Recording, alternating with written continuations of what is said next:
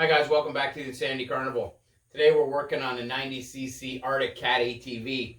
This one came in diagnosed, no spark, low compression. So I put a link up here to the video about how to test the stator and replace it, which we've already done on this one. And now it's time to replace the top end. So we're going to pull the head off. We're going to remove the piston, rings, pull that whole assembly off and put a whole new assembly on. And I'm going to show you how to do it. Let's get into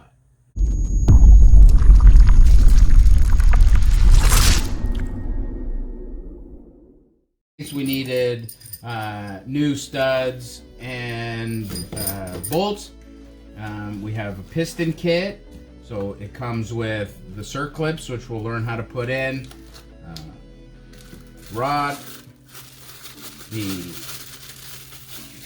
piston itself with the markings on the top. I'll explain what all those are, and the rings. And the rings that come in here, and we'll look at all those in detail.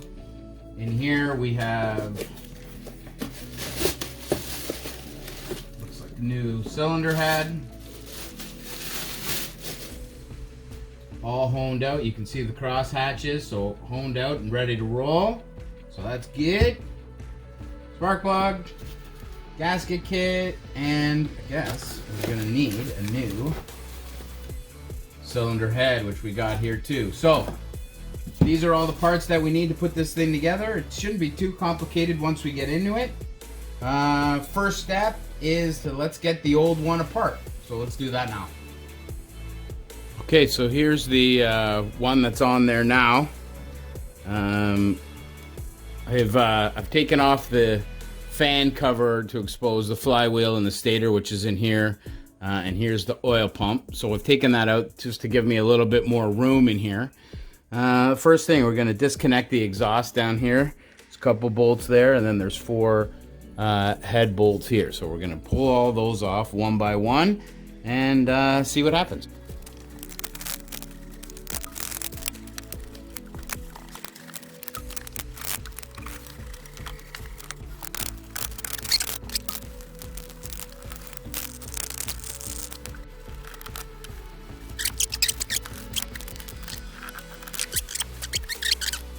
I don't know if you guys can see that circlip in there. I'll get a better view of it later when we reinstall. But you just need to get your needle nose pliers on it and pull her out.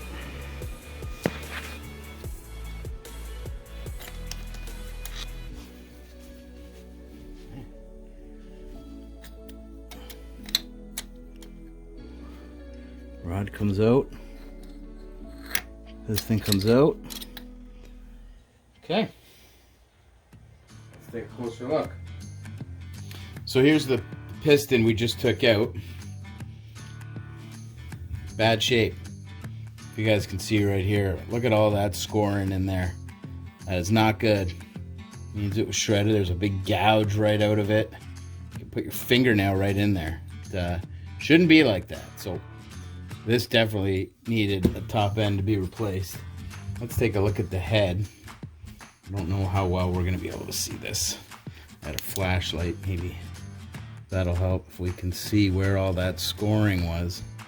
Looks to be here on the bottom, all up and down in that area. Just shredded. Not good. So we're gonna replace it. Let's do that. Okay, now that we got it out, we need to clean up this whole surface around the outside where that old gasket was, specifically down at the bottom there. We're just gonna use a really light razor blade and just slightly clean it, then use some contact cleaner, really clean that edge up nice and clean. We do not wanna get anything down in that crank area dirty. So the best thing to do, throw a couple clean rags in there just to try to keep everything out best you can. Save you headaches later. Next thing we got to do here, guys, is take these studs out. Always get the question, how the hell do you get these things out? Well, there's a couple different ways to do it. So the first is the 2-nut method. Screw one on.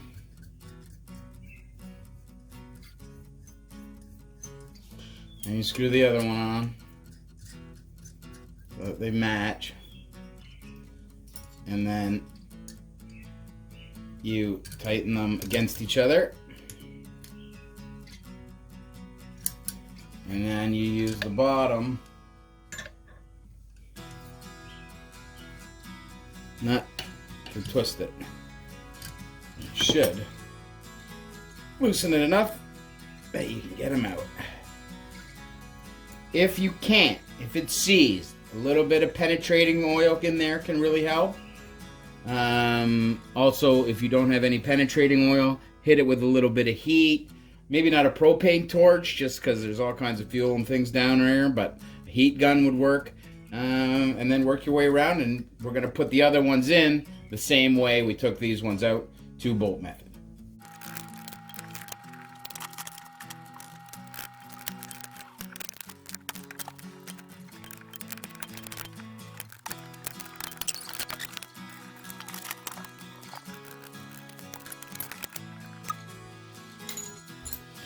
So to put them in, same deal. Put the 2 on. Thread it in. This time,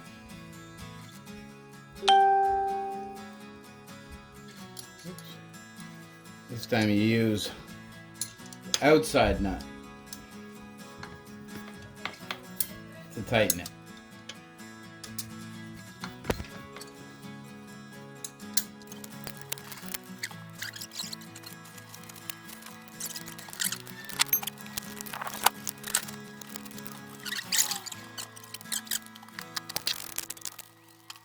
And there you go, the 4 new studs are in. On to the next step.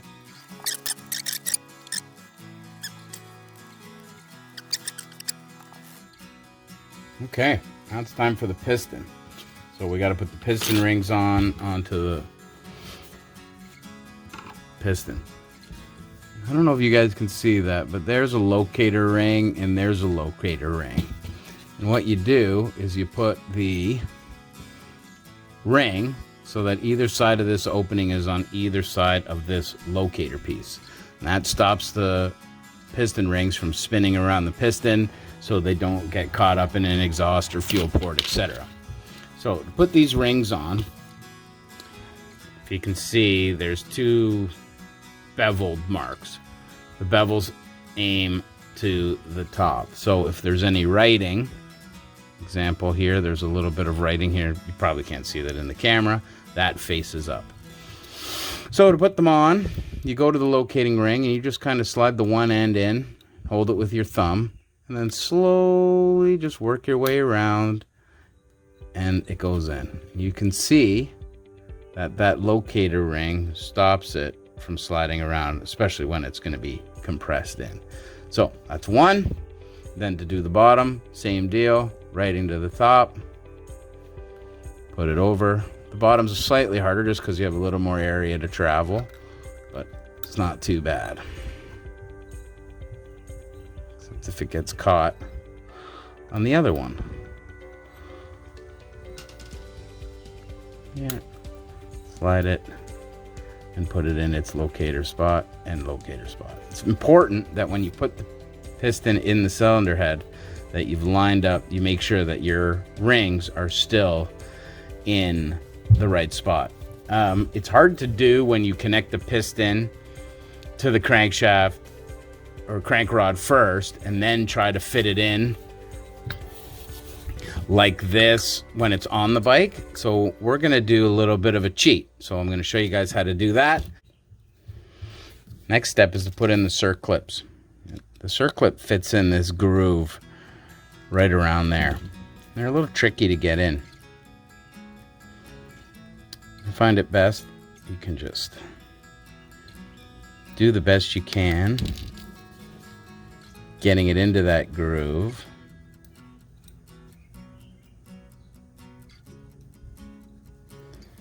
Hold it with your thumb, then use your scribe, squeeze that in, and push down.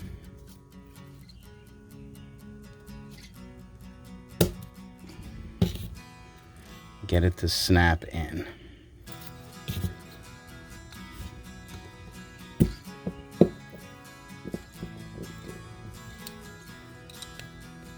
You can see I haven't snapped it in all the way. Lift up, make sure it's snapped all the way around. I don't know if you guys can see that, but it's snapped in all around. You want to make sure that there's no opening of the circlip there or there, and that's it. Now the rod won't go through. So that's on to the next step, and I'm going to show you a little trick to make life easier. Let's do that now. Putting the piston into the cylinder when the piston's already connected to the quad is a lot more challenging, because you need to compress the piston rings and make sure that they stay in their right spot. So what we're going to do is we're going to do it backwards. We're going to put it in halfway. We're going to put it in when it's on the bench to compress the springs and make sure everything, or the rings, and make sure everything's in the right spot. Then we're going to connect it to the quad. So the first thing to do, get some 2-stroke motor oil, coat all your parts. You want to coat the piston, the inside of the cylinder. Just helps everything smooth, slide in easy, and gives it that initial little bit of protection when you first start the motor. So, rings. Are they in the right location? Most important is the first one, because that's the one we're going to push in first. The second one we can adjust after. Arrow needs to point to the exhaust port. Here's the exhaust port. So when this is in like this, this goes in like that. So we'll hold it up. We know it's going in like that, with the arrow pointing towards the exhaust port. And we make sure we're in our spot, locating ring wise. Squeeze and push. Now that we got the first part in, had the first part in,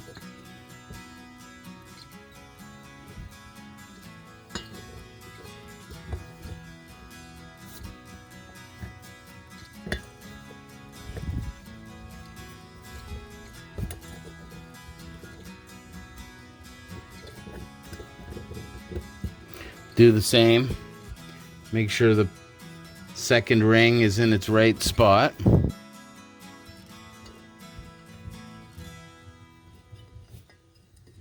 You just gotta slide it around till you find the area it's supposed to be. It's usually quarter opposite. There we go. You can see that there. We know that it's in the right spot. Compress and push in. All right, beauty. Here we are back at the quad. Pull our bearing out first. So we're going to take this bearing out. We're going to make sure that we cover it in a bunch of that 2-stroke oil and then put it back in place. We already got our gasket on. Make sure it's nice and tight against the back. Nice and clean in there. Let's get a little oil on that and then attach the cylinder head. What we want to do now is fit the cylinder head on with the piston. So we know our exhaust port is facing down. So try to get this in. It's a bit of a tight fit because you have the piston already in. There's enough room to make it work. So you want to line it up, get it in the best you can.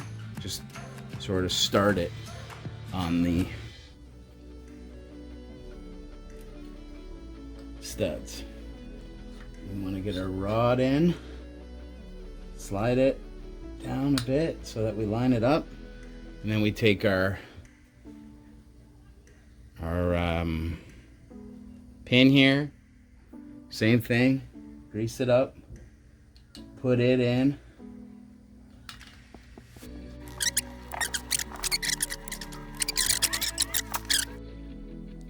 Okay, now that it's in, we need to put the other circlip in. We have the piston connected to the crankshaft rod. We got both circlips in. Everything's slightly oiled and ready to go. Now we want to slide this in. Get it in. It's tight. Watch the gasket that you don't pinch it, rip it, because it can get caught. Wiggle, jiggle, and in. Okay. Excellent. And you can see the piston sitting at top dead center. You can see. Nice and smooth. Okay. Next, we got to put the gasket here and then the head on. So let's do that. We got our gasket on here. Grab your head, line it up. Line up the holes, the studs. Smush it on and start all of your nuts. Once all the nuts are on, you put them in a crisscross pattern and tighten them according to the torque specs in your owner's manual.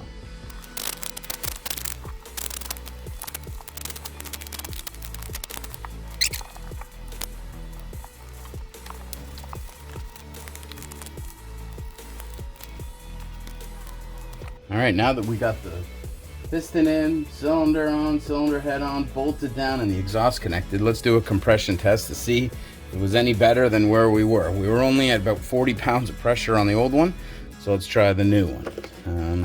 These things are quite easy to use. Take your gauge, connect it in just like an air hose connection.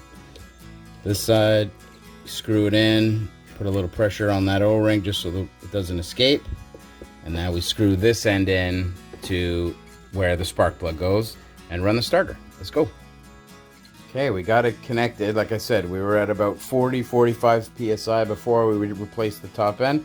Let's see where we get to now. 75. Wait a second and do it again.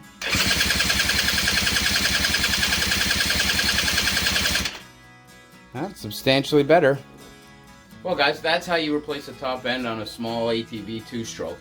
Works for pretty much any two-stroke, whether it's a scooter, dirt bike, ATV, so on and so forth.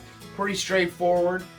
Needed a little bit of finagling. We had to kind of mess around a little bit. It's usually how it goes with these types of projects. Leave any comments below if you have any questions or any suggestions. If you thought this video was helpful, hit like, subscribe, and thanks for joining the Insanity Carnival.